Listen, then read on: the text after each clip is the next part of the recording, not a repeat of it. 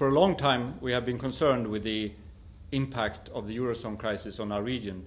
What we see now is that it's not only affecting Central Europe and Southeast Europe, it's also spreading further east, to Russia, to Central Asia. This is something we are quite concerned about.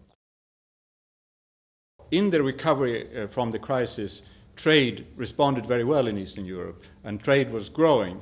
What we see now is that trade is leveling off across the region, and that is reflecting, the lower demand in the Eurozone. Here we have seen, particularly over the second half of last year, a very rapid deleveraging, with drawdown on exposures to Eastern Europe, affecting credit volumes. That process is continuing this year, both in the first quarter and maybe even accelerating to some extent in the second quarter. Of course, this also has an impact on credit, and something that we are very concerned about.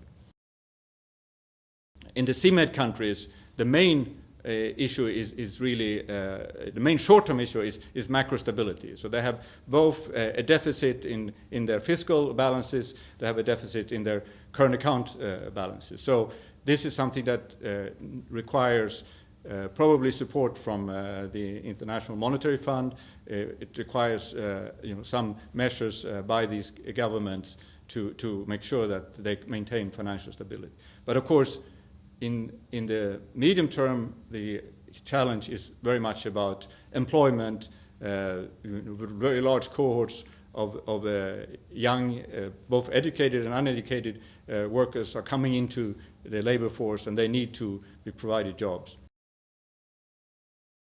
What's happening in the Eurozone affects them in many different ways. It affects, of course, the trade, the exports, which is important for all the countries in North Africa, and particularly for Morocco. But it also, I think, distracts the European Union from its responsibility to try to help these countries through this very difficult period. So, again, we need to address the Eurozone problems also in the interest of the countries of North Africa.